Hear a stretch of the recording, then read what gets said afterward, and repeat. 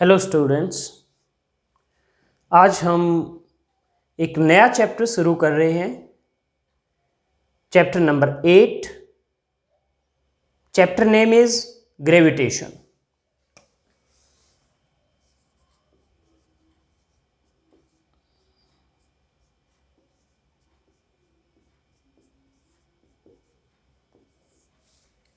Chapter name is gravitation. Gravity के बारे में भी आप पहले 9th या 10th में पढ़ चुके हैं, लेकिन यहाँ पर हम उससे काफ़ी एडवांस पढ़ेंगे। तो शुरू करते हैं। सबसे पहले हम डिफाइन करते हैं gravitational force. Gravitational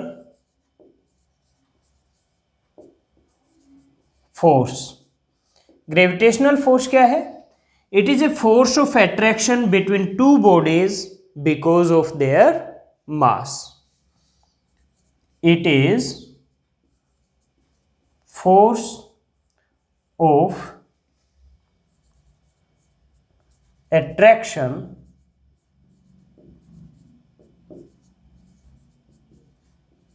between two bodies because of their mass.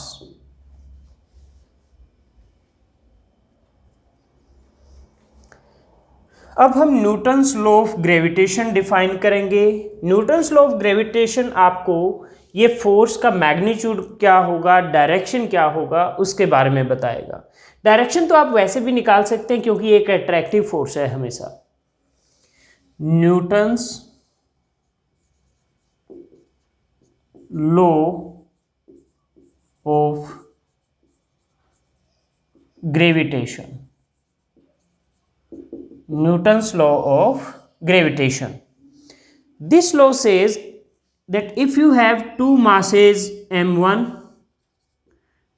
and another mass m2 और उनके बीच में जो सेपरेशन है वो r है, then attractive force between them is directly proportional to product of the masses and inversely proportional to square of distance between them.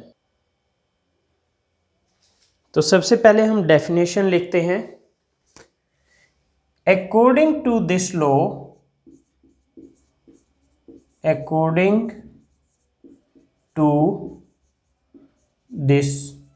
law, the force of attraction between two masses, the force of attraction between two masses is directly proportional to product of the masses, is directly proportional to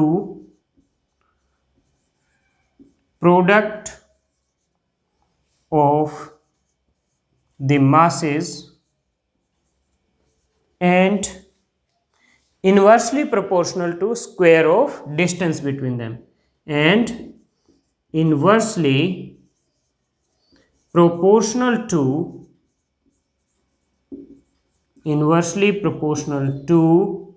square of distance between them, square of distance between them. So f is proportional to m1 m2 and f is inversely proportional to r square. So इनको अगर आप combine करोगे it is proportional to m1 m2 by r square. अब proportionality हटाने के लिए मैं यहाँ एक कांस्टेंट लिखूंगा equal to g m1 m2 by r square. Let ये इक्वेशन नंबर 1 है। तो ये फॉर्मूला है from Newton's law of gravitation to calculate gravitational force of attraction between two masses m1 and m2 separated by distance r। यहां पर जो g है, capital G, इसको कहते हैं universal gravitational constant. g is universal gravitational constant and g की value है 6.67 into 10⁻⁻11 newton metre square पर किलोग्राम स्क्वायर। इसको वेक्टर फॉर्म में कैसे लिखेंगे? In vector form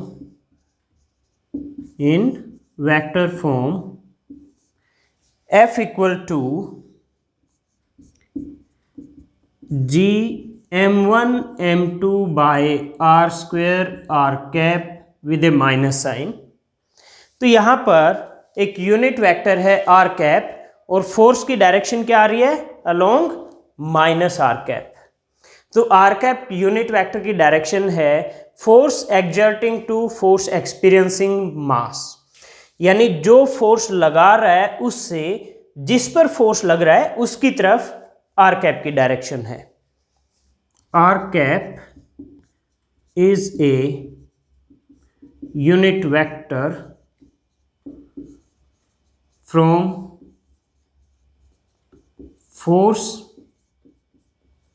exerting to force experiencing mass। तो आर कैप की डायरेक्शन है जो फोर्स लगा रहा है उस मास से जिस पर फोर्स लगा रहा है उस मास की तरफ।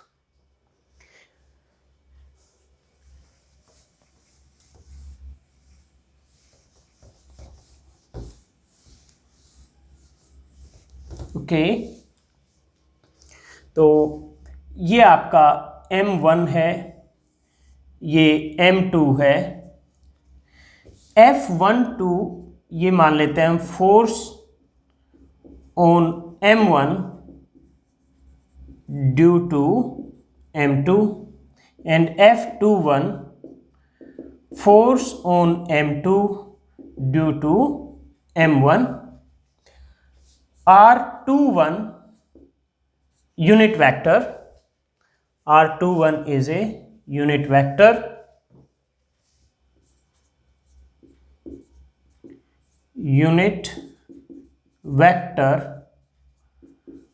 from M2 to M1 and R12 cap unit vector from M1 to M2। Okay, तो R21 कैप इस तरफ हो जाएगा और R12 कैप इस तरफ होगा। Force on M1 due to M2, M2 की वजह से M1 पे फोर्स कहां लगेगा? इधर की तरफ लगेगा।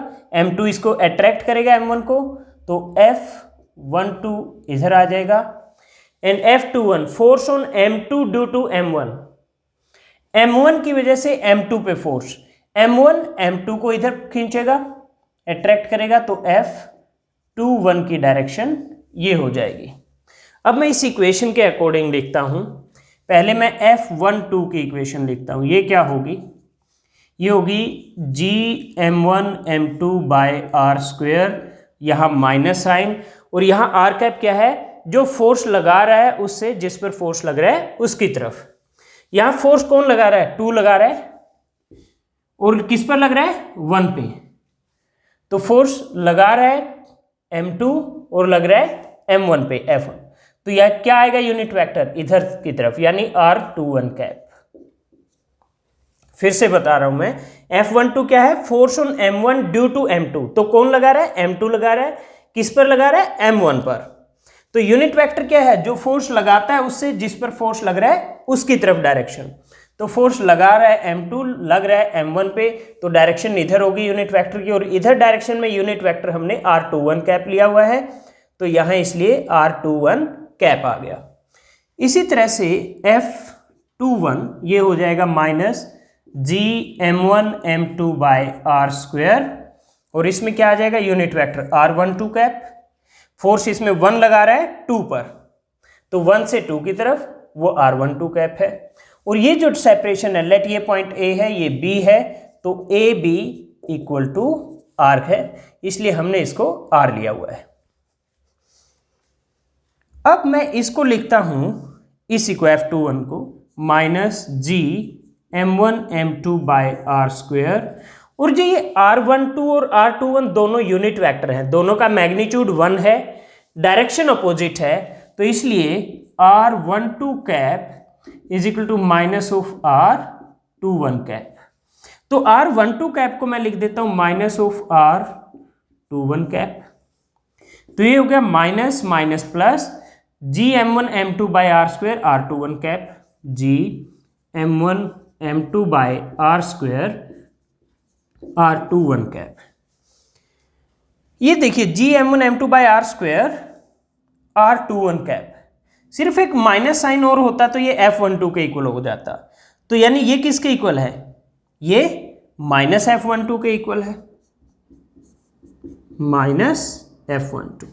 सो you see F21 is equal to minus of F12, action equal to and opposite to reaction, action equal and opposite to reaction, और ये क्या था, Newton's third law of motion.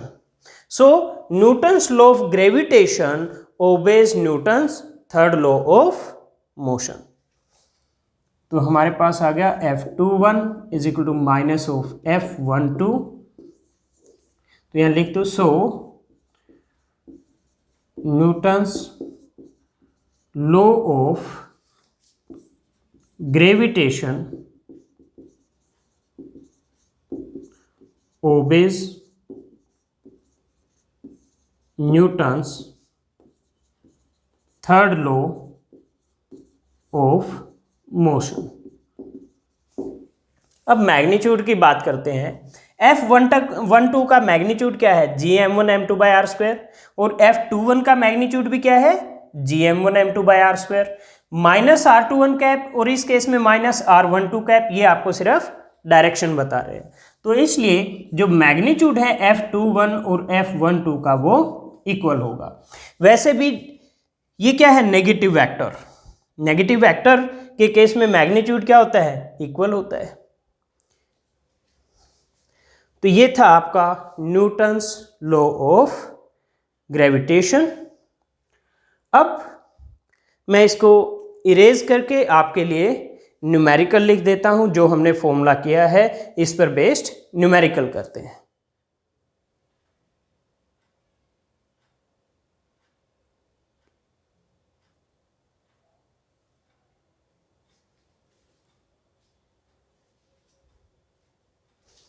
तो स्टूडेंट्स, मैंने आपके लिए नेक्स्ट क्वेश्चन लिख दिया है।